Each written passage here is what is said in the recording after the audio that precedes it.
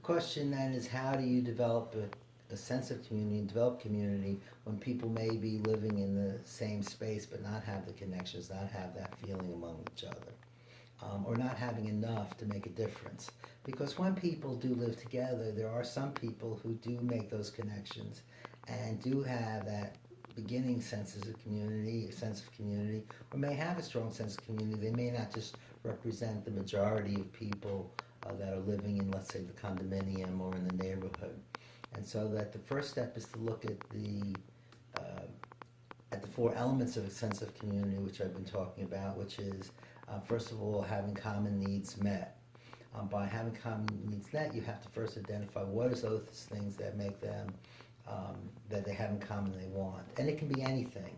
The problem with a lot of approaches is that people come into these communities to help facilitate community, but they want to be the problem that they've come in, that they've been paid to work on, not necessarily the problem or the need that people who are living there want to have solved first. So that in order to develop community, you have to find out what is that need, what is that simple, easy first win that people can have, that they can work on something simple, something small, something important to them that really makes them angry or affects the quality of life, something they see every day, and to help them work together to meet that need. From there, you can begin to build out to bigger issues, and if you do have a good process, you can begin to help people understand the larger context, the larger factors that affect their quality of life. But you have to start where people are at and start understanding whatever the issue is. Is it a dirty hallway? Is it kids, loud in the street? Is it crime? Whatever the issue is, that's where you have to start. The second thing is that, as I said, the element is the sense of influence, whether individually or collectively, you can influence your community and the environment around it.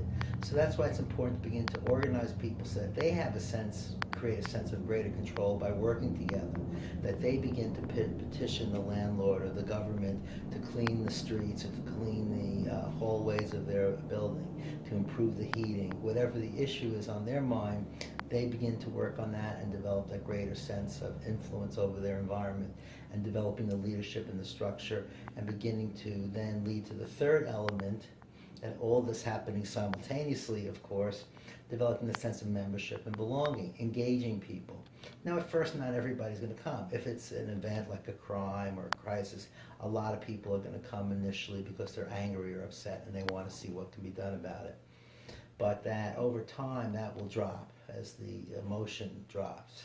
And so it's important to be able to then keep that going and keeping the outreach, to keep people understanding that they belong together, to create a name, create common symbols, some sort of logo or other kind of way people be able to identify this is our building, this is our community, and beginning to recognize who belongs and who doesn't, who is part of our community.